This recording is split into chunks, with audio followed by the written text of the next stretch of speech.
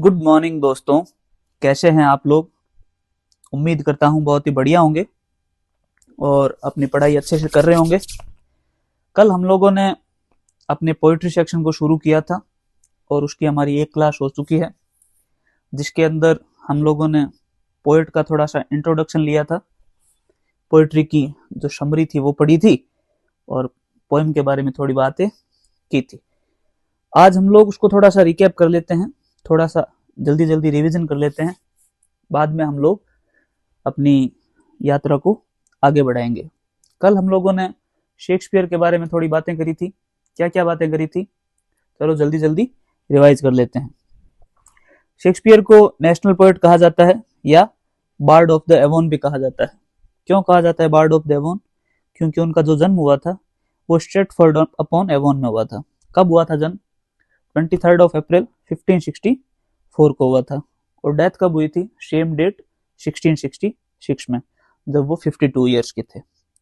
Parents का नाम, wife का नाम इतना इंपॉर्टेंट नहीं है। जॉन शेक्सपियर और मैरी अर्डन उसके पेरेंट्स का नाम था और वाइफ का नाम एन हैथवे था। बच्चों का नाम बताया था, वो भी इतना इंपॉर्टेंट नहीं है। बाद में बताया था कि उनके लिटरेरी करियर की शुरुआत कैसे हुई थी, और लिटरेरी करियर के शुरुआती सालों के बारे में अपने को ज़्यादा जानकारी नहीं मिलती है, इसलिए 1585 से 1592 तक के सालों को लॉस्ट ईयर्स कहा जाता है। इस टाइम में वो लंदन शिफ्ट हो गए थे और उन्होंने एक्टिंग स्टार्ट कर दी थी। बाद में उन्होंने 1599 में अपना एक थिएटर भी खोला था जिसका नाम था ग्लोब थिएटर। और ग्लोब थिएटर के बारे में एक बात ये भी आती है कि 1603 में जब क्वीन एलिजाबेथ की डेथ हो जाती है तो उसके बाद किंग जेम्स फर्स्ट राजा बनते हैं। तो कहा जाता है कि शेक्सपियर इतने चापलूस टाइप के आदमी थे कि उन्होंने अपने थिएटर का नाम या अपनी कंपनी का नाम भी किंग्समैन रख लिया था। बाद में उन्होंने अपने लिटरेरी करियर के दौरान 3 टाइप के प्लेज लिखे थे और टोटल 38 या 39 प्लेज लिखे थे। हिस्टोरिकल प्लेज, कॉमेडीज और कुछ बाद में उन्होंने बहुत सारी प्रॉब्लम्स फेस करी थी तो ट्रेजेडीज भी लिखी थी। उन्होंने 154 सोनेट्स लिखे थे। सोनेट 1 से लेकर 126 तक फेयर यूथ को डेडिकेट किए। 127 से लेकर 152 तक डार्क लेडी को डेडिकेट करके लिखे थे। डार्क लेडी के बारे में हमको आज भी कोई जानकारी नहीं है। और जो 153 और 154 थे वो दोनों ग्रीक सोनेट्स थे, और ग्रीक सोनेट ग्रीक माइथोलॉजी में लव गॉड क्यूपिड है, उनको डेडिकेट करके लिखे हुए हैं। उसके बाद में उन्होंने 2 लॉन्ग नैरेटिव पोएम्स भी लिखी थी। एक थी वीनस एंड एडोनिस और दूसरी थी द रेप ऑफ द ल्यूक्री। इन सब के बारे में बात करने के बाद में हम लोगों ने कुछ बातें पोएम के बारे में करी थी। जैसे ये सोनेट 18 है और ये जो है वो अराउंड 1590s के आसपास लिखा गया था, जब एलिजाबेथन एज चल रही थी और रेनेसां पीरियड चल रहा था। 1609 के अंदर थॉमस थॉप ने इसको इलीगली पब्लिश करवा दिया था। वो स्टोरी मैंने आपको कल पूरी बता दी थी। और WH के बारे में भी 2-3 जो बातें थी, Henry Wriothesley, William Herbert, Willie Hughes, वो बातें भी हमने कल कर ली थी। तो आज हम लोग अपनी क्लास को आगे बढ़ाते हैं। देखिए दोस्तों, आज हम पोएम का टेक्स्ट देखेंगे और लाइन बाय लाइन इसको एक्सप्लेन भी करेंगे। लाइन की शुरुआत जो होती है वो पहली शुरुआत ही रिटोरिकल क्वेश्चन से होती है कि shall I compare thee to a summer's day. ये पोएम इसने अपने लव को, बिलव्ड को डेडिकेट करके लिखी हुई है। और इस लाइन में पोएट कहता है कि shall I compare thee to a summer's day, क्या मैं तुम्हारी तुलना समर के दिन के साथ करूं? अब ये बात समर की ही क्यों कर रहे हैं? देखो, लंदन के अंदर जो समर के दिन होते हैं वो बहुत ही सुहावने होते हैं।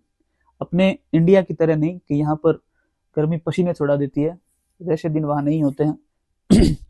वहां अक्सर ग्लूमी या ठंडा माहौल रहने के कारण समर के दिनों को बहुत ही अच्छा माना जाता है। तो पोएट अपने बिलव्ड की तुलना पहले तो करता है कि क्या मैं तुम्हारी तुलना समर के दिन के साथ करूं, और बाद में वो उस रिटोरिकल क्वेश्चन का जवाब, मैंने आपको कल भी बताया था, रिटोरिकल क्वेश्चंस वो होते हैं जिसके अंदर उसको ये उम्मीद नहीं होती है कि सामने वाला रिप्लाई करेगा, क्योंकि वो खुद समझाने के लिए ये बात बोलता है और आगे खुद ही रिप्लाई करता है। बाद में वो कहता है, खुद ही इस बात को नकार देता है कि नहीं, thou are more lovely and more temperate. वो कहता है कि नहीं नहीं, मैं तुम्हारी तुलना समर के साथ कैसे कर सकता हूँ, तुम्हारी तुलना समर के साथ की ही नहीं जा सकती, तुम तो उससे ज्यादा लवली हो और उससे ज्यादा टेम्परेट हो, उससे ज्यादा तुम अच्छी और शांत हो। दाउ आर्ट का मतलब क्या होता है, दाउ का मतलब आर्काई वर्ड में यू होता था, और आर्ट का मतलब दाउ आर, ये आर होता था, तो यू आर, ये क्या था, यू, ये था are, you are more lovely and more temperate, तुम उससे ज्यादा खूबसूरत हो। और आगे रीजन बताता है कि तुम उससे ज्यादा खूबसूरत कैसे हो, तो वो लिखता है, rough winds do shake the darling birds of may. Words का जो सिलेक्शन है वो देखें, और ये पोएम जब लिख रहे थे पोएट, तो उनके मन में क्या विचार चल रहे होंगे वो फील करके देखिए, तो वो कितना लवेबली अपने वर्ड, अपने बिलव्ड को जो है एडमायर कर रहे हैं। तो ये इसकी थीम भी है, और अभी जो पोएट की जो टोन है वो भी है, जिसके बारे में हम लोग आगे बात करेंगे। तो वो लिखते हैं कि rough winds do shake the darling birds of मे। क्या कहते हैं, रफ विंड्स मतलब जो तेज हवाएं चलती है मई के महीने में, वो कमियां बता रहे हैं नेचर की, एक एक करके कमियां बता रहे हैं। ये आपके क्वेश्चन भी बनेगा कि पोएट ने या शेक्सपियर ने क्या क्या नेचर की कमियां बताई थी। तो rough winds do shake the darling birds of May, मई के महीने के अंदर जो खिलती हुई कलियां होती है, कई बार तेज हवाएं चलती है, बहुत ही ऐसे झंझावात आते हैं, तो वो कलियां खिलने से पहले ही टूट जाती है, गिर जाती है, बर्बाद हो जाती है, नष्ट हो जाती है। तो rough winds do shake the darling birds of May and summer's lease hath all too short a date. Hath का मतलब हैज होता है, ये भी आर्काई वर्ड है। तो समर्स की लीज, जैसे अपने किसी रूम को रेंट पे लेते हैं तो लीज पर लीज कॉन्ट्रैक्ट एक साइन करते हैं समय के लिए, तो ये बताता है समय को। तो समर की जो लीज होती है, गर्मियों की दिनों की जो वहां लीज होती है, यानी कि ये कहना चाहता है कि गर्मियों का जो सीजन होता है वो बहुत ही छोटा होता है, टू शॉर्ट डेट। एक मिनट, summer's lease hath all too short date, वो बहुत ही छोटा होता है और वो जल्दी बीत भी जाता है। तो दो कमियां इसने बता दी है, एक तो rough winds do shake the darling birds of मे, एक कमी, और दूसरी कमी वो बता रहा है कि वो छोटा बहुत होता है, उसका सीजन अपने आप में बहुत ही छोटा होता है। तो ये इसने दो कमियां बताई है कि तुम ज्यादा लवली और टेम्परेट कैसे हो। टेम्परेट का मतलब होता है शांत या काम, तुम ज्यादा शांत कैसे हो। तो एक बार वापस पढ़ते हैं, ये अपना पहला स्टेंजा था। Shall I compare thee to a summer's day, thou art more lovely and more temperate. पहले पूछता है क्या मैं तुम्हारी तुलना समर के दिन के साथ करूं, बाद में खुद ही जवाब देता है कि नहीं नहीं, समर के दिन से तो तुम ज्यादा बेहतर हो, ज्यादा सुंदर हो, ज्यादा लवली हो और शांत हो, काम हो। अब क्यों हो उसके उसने दो रीजन बताए। क्या क्या रीजन बताए, पहला रीजन कि जो मई के महीने में या समर के सीजन के अंदर जो तेज हवाएं चलती है, वो जो खिलती हुई जो कलियां होती है, जो एकदम नई नई खिलती है, उनको पर डिस्टर्ब कर देते हैं, उनको बर्बाद कर देते हैं। और दूसरी कमी बताई कि वो सीजन बहुत ही छोटा होता है। देखिए इसमें कुछ डीप मीनिंग और डीप बातें भी हो सकती है, सिर्फ हिंदी अनुवाद करने से ही नहीं होगा। इसमें रफ विंड्स का मतलब होता है चैलेंजेस ऑफ लाइफ, हम जिंदगी के अंदर जो चैलेंज फेस करते हैं। अब इसमें ये डार्लिंग बर्ड्स है ना, ये कहना चाहता है, फिलोसॉफिकल बातें हैं ये, जो शेक्सपियर लिखते टाइम उनका दिमाग में कुछ फिलोसॉफिकल बातें भी चल रही होंगी जरूर। तो इसकी एक थीम या एक टोन शेक्सपियर की ये भी है, ये फिलोसॉफिकल है। तो इसके अंदर ये कहना चाह रहा है कि जो प्रकृति में कई बार ऐसे परिस्थितियां उत्पन्न होती है जो चैलेंजिंग होती है, और वो कई कई बार नई नई जो विचार होते हैं इंसान के अंदर जो उत्पन्न होते हैं, उनको कुछ नया करना होता है, लेकिन चैलेंजेस ऐसे होते हैं जिंदगी में वो उनको नष्ट कर देते हैं। तो कुछ ऐसा भी कहना चाहता है। ठीक है दोस्तों, आशा करता हूँ आपको ये पहला स्टैंजा समझ आ गया होगा, और इसकी राइम स्कीम भी देख लेते हैं। देखो ये डे और मे, यानी कि ए और ए, ये टेम्परेट और डेट, ये बी बी। तो ये पहले स्टेंजा की राइम स्कीम हो गई। ठीक है, आशा करता हूँ आप लोगों को जरूर से समझ आया होगा। इसमें पहले तो तुलना करता है, बाद में खुद ही मना करता है और बाद में रीजन देता है कि तुम कैसे बेहतर हो, ये दो रीजन दे दिए। चलिए अगले स्टेंजा पे चलते हैं। हाँ जी, आगे लिखता है sometime too hot the eye of heaven shines. देखिए पिछले स्टेंजा के अंदर जो बातें हो रही थी उन्हीं बातों को वो अगले स्टेंजा के अंदर फिर आगे बढ़ाते हुए बता रहे प्रकृति की कमियां। तो ये तीसरी कमी हो गई। ये कहता है सम टाइम्स टू हॉट, कई बार, द आई ऑफ हेवन। ये आई ऑफ हेवन क्या है? ये आई ऑफ हेवन है सन। तो कई बार ये कह रहा है कि जब मई के महीने में या समर के सीजन में जब सूर्य चमकता है तो वो बहुत ज्यादा गर्मी देता है जो हमें तकलीफ दे सकता है। इसका मतलब है कि जो समर का सीजन है वो हमेशा सुहावना रहे ये जरूरी नहीं है, कई बार वो अपने को तकलीफ भी दे सकता है। Too hot the eye of heaven, यानी कि जो सूर्य चमकता है उसकी किरणें सीधी पड़ती है तब वो तकलीफ दे भी हो सकती है। एंड ऑफन, और कई बार, हिज गोल्ड कॉम्प्लेक्शन डिम्ड, कई बार ऐसा भी होता है कि सूर्य की जो सुनहरी किरणें आती है वो डिम भी हो जाती हैं। ये इसकी चौथी कमी बताई इसने। ये इसने तीसरी कमी बता दी और ये इसने चौथी कमी बता दी। क्या बताई? कि कई बार क्या होता है कि सूर्य की किरणें जब आती है पृथ्वी तक, तब बीच में उसकी सुनहरी किरणों को रोकने के लिए कई बार बादल आ जाते हैं, क्लाउड्स आ जाते हैं, जिसके कारण वो फीका भी पड़ सकता है। लेकिन और आगे ये कह रहा है कि ये इसने चार कमियां प्रकृति की बता दी और उसके बाद कह रहा है कि and every fair from fair sometimes decline. ये कहता है कि प्रकृति के अंदर जितनी भी सुंदर से सुंदर चीजें हैं, जितनी भी अच्छी सुहावनी चीजें हैं, वो कभी ना कभी समय के साथ फीकी पड़ जाएगी। वो हमेशा एक जैसी नहीं रहेंगी, हमेशा उनकी खूबसूरती बरकरार नहीं रहेगी। तो and every fair from fair, यानी कि सुंदर से सुंदर चीज, प्रकृति की हर सुंदर से सुंदर चीज समटाइम्स डिक्लाइंस, वो कभी ना कभी फीकी पड़ जाएगी, कभी ना कभी उनकी खूबसूरती में कमी आएगी। अब वो कमी क्यों आएगी उसका रीजन दे रहा है ये रीजन, ये इस लाइन में वो रीजन बता रहा है कि क्यों आएगी कमी। अब रीजन भी उन्होंने दो बताए हैं। एक ये कह रहा है कि बाई चांस, या तो ऐसी परिस्थितियां बन जाएगी जिसके कारण उनकी खूबसूरती में कमी आएगी, और दूसरा ये बता रहा है नेचर चेंजिंग कोर्स। नहीं, एक रीजन इसने बताया ये और दूसरा रीजन इसने बताया ये। क्वेश्चन आपके आएगा तो पूछ सकता है आपको कि कितने रीजन बताए हैं जिनके कारण प्रकृति के अंदर जो सुंदर से सुंदर विद्यमान चीजें हैं उनमें कमी आ सकती है, और कौन कौन से हैं वो। तो उसमें ये दो रीजन इसने बताए हैं। चार तो उसने बताए हैं क्या, कि प्रकृति से ज्यादा तुम सुंदर कैसे हो, उसके उन्होंने चार तर्क दिए हैं, और दो उन्होंने रीजन बताए हैं कि प्रकृति की हर सुंदर से सुंदर चीज की सुंदरता कम कैसे हो सकती है। तो क्या बताया कि बाई चांस का मतलब परिस्थिति में कई बार ऐसी प्रकृति परिस्थिति अपने सामने ले आती है जिसमें हम महसूस करते हैं कि आगे इस चीज की सुंदरता बरकरार नहीं रह सकती है। और दूसरा रीजन ये है कि प्रकृति की ये नेचर होता है प्रकृति का कि हर हर चीज को उसमें डिक्लाइन होना होता है। एग्जाम्पल देके समझे तो जैसे हर दुख के बाद सुख आता है और रात के बाद दिन आता है, दिन के बाद रात आती है। प्रकृति में सब कुछ एक जैसा हरदम नहीं चलता है, और इन दोनों रीजन के कारण बाई चांस और नेचर चेंजिंग कोर्स अनट्रिम्ड का मतलब क्या होता है दोस्तों, जैसे अपन बियर्ड ट्रिमर लाते हैं ना, या झाड़ियों को ट्रिम करते हैं, तो ट्रिम करने के बाद वो सुंदर हो जाती है। लेकिन अनट्रिम्ड का मतलब है कि वो सुंदर ना रहे, उनकी सुंदरता उनसे छीन ली जाए।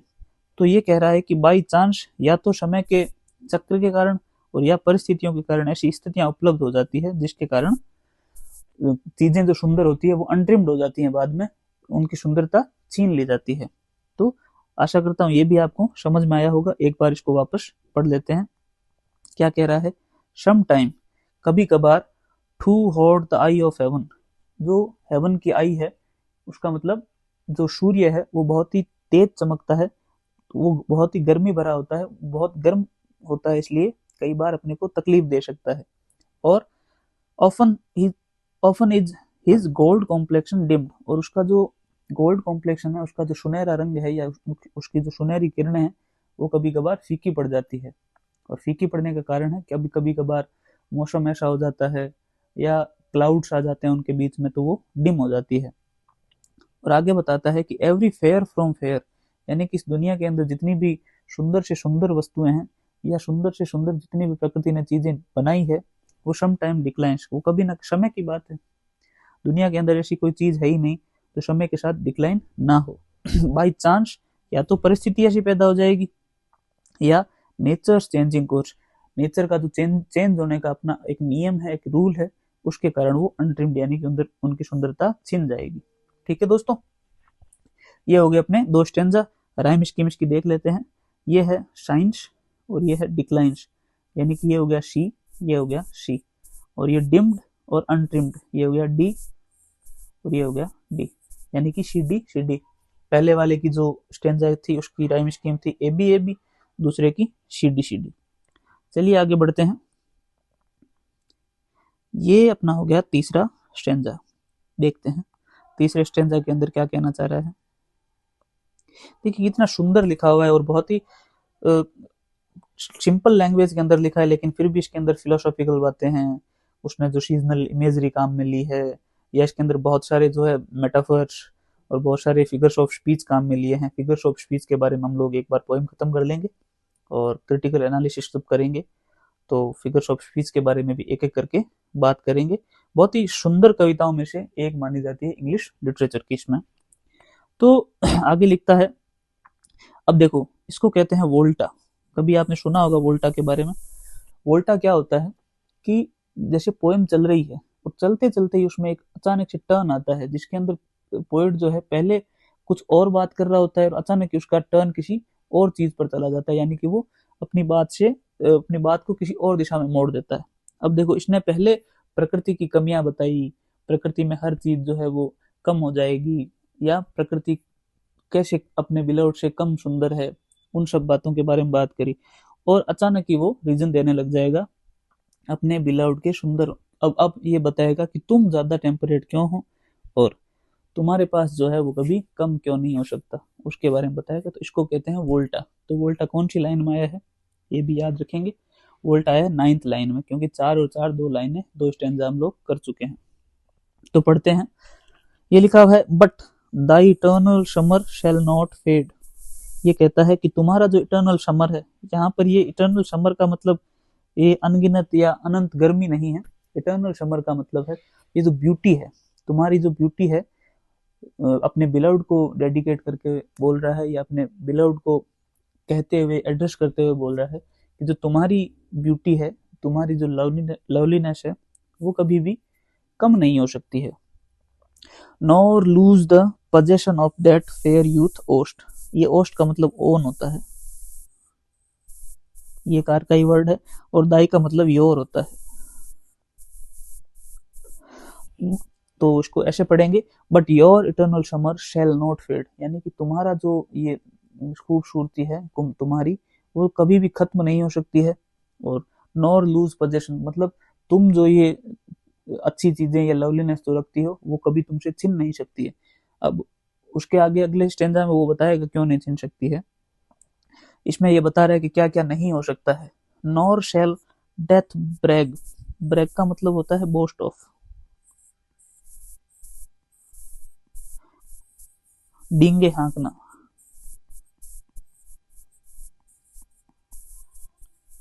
या आप ऐसे भी बोल सकते हो घमंड करना, प्राउड करना।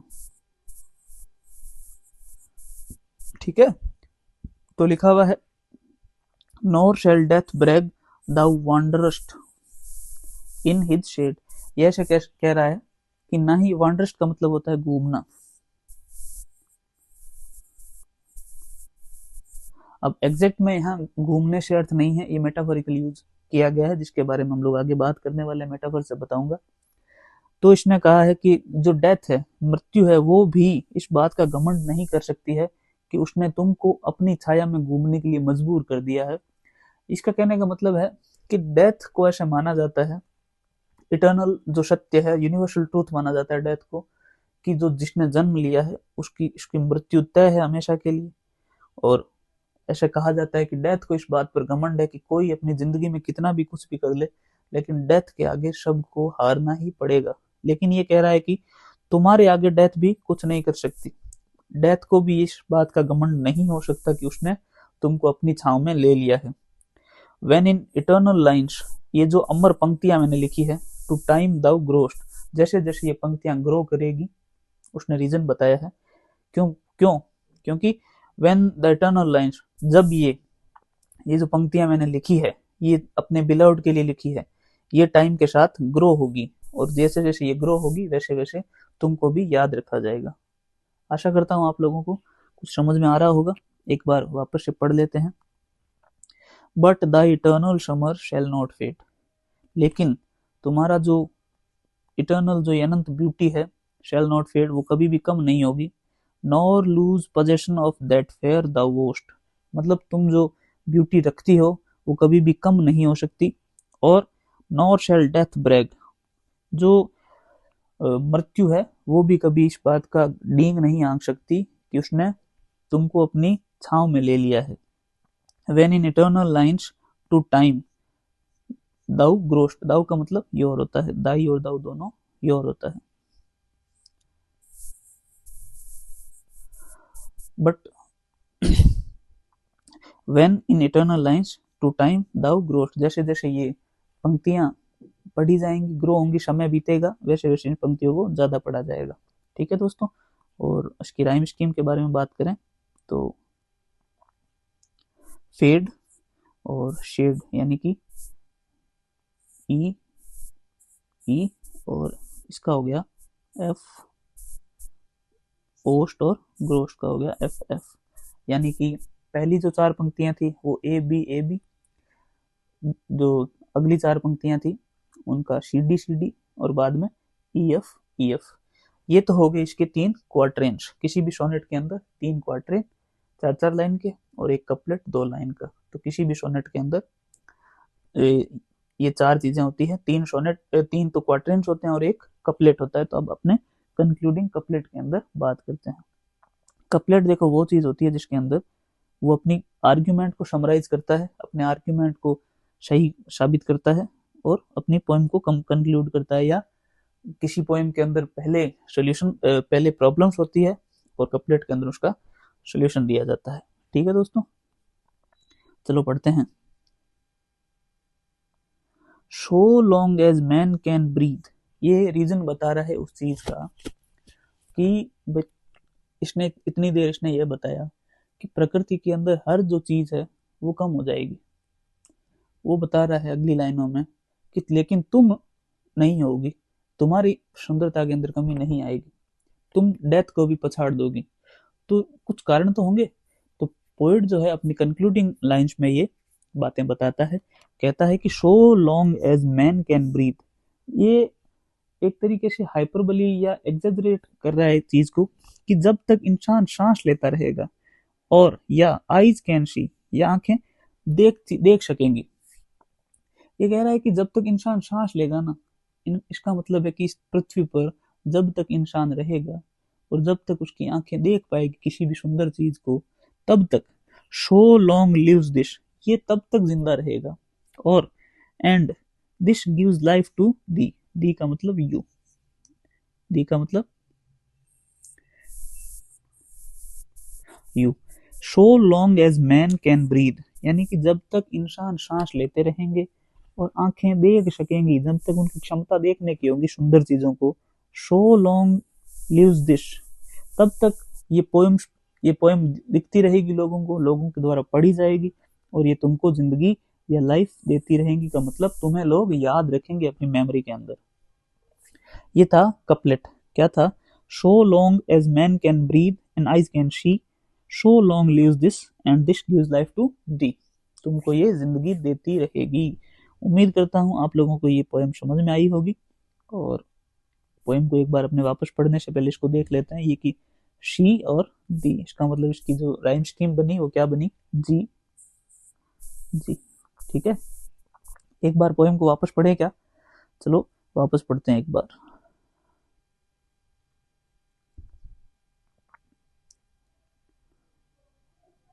देखो इसमें पोएट लिखता है, shall I compare thee to a summer's day, क्या मैं तुम्हारी तुलना समर के दिन के साथ करूं?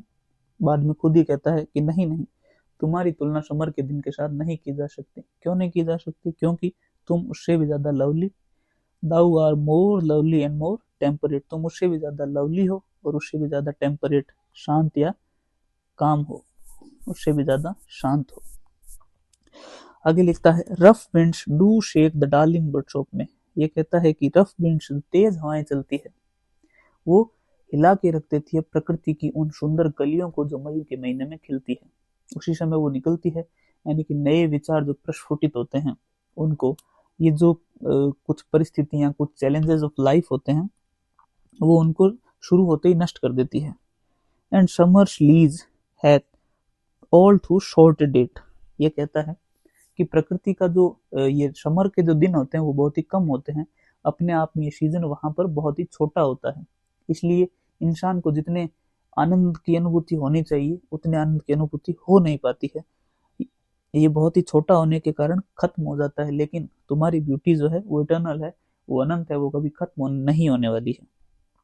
आगे क्या लिखता है, sometimes too hot the eye of heaven shines, कभी कभी प्रकृति के अंदर जो ये समर के सीजन के अंदर जो सूर्य है वो बहुत ही तेज चमकता है। द आई ऑफ हेवन, ये जो आई ऑफ हेवन है वो बहुत ही तेज चमकता है, बहुत ही गर्मी भरा होता है और वो भी अपने को तकलीफ दे सकता है, लेकिन तुम्हारी ब्यूटी है वो हमेशा सुखद होती है। तुम हमेशा सबको खुशियां देती हो, लेकिन देती हो या देते हो, लेकिन जो ये सूर्य की जो गर्मी होती है वो कभी कभी बहुत तकलीफ दे हो सकती है। And often his is his gold complexion deemed, और उसकी एक कमी ये भी है कि वो कभी कभी फीका पड़ जाता है, उसका जो सुनहरापन है या उसकी जो सुनहरी किरणें होती हैं वो फीकी पड़ जाती है। लेकिन तुम कभी भी फीके नहीं पड़ोगे, कैसे नहीं पड़ोगे उसके बारे में आगे बात करी गई है।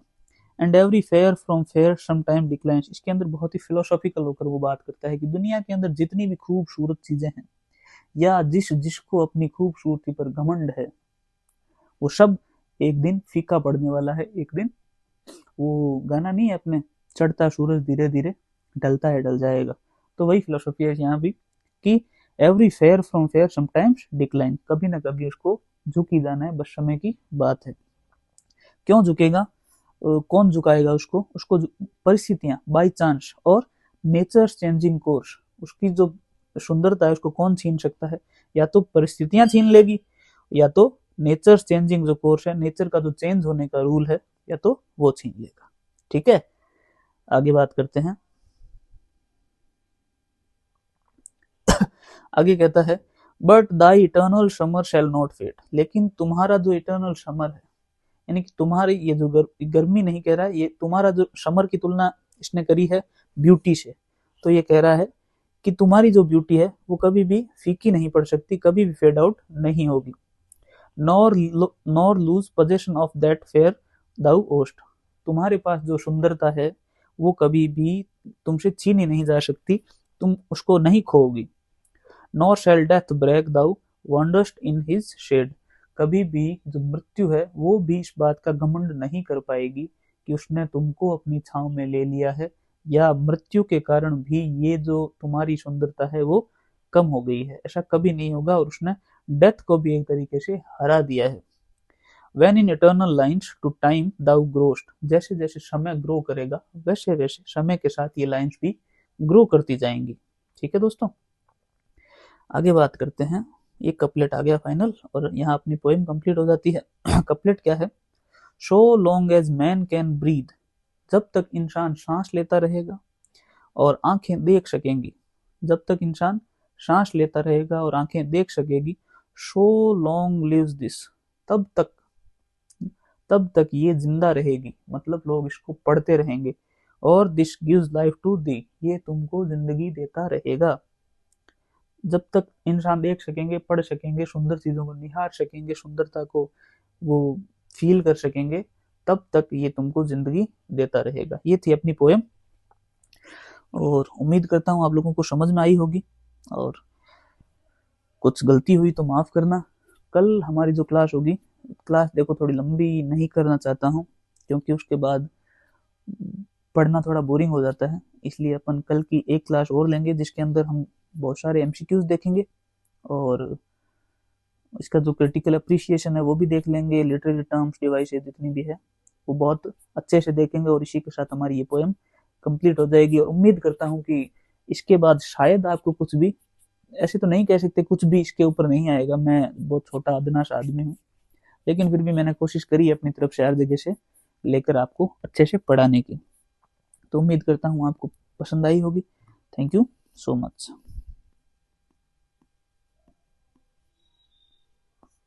Thank you.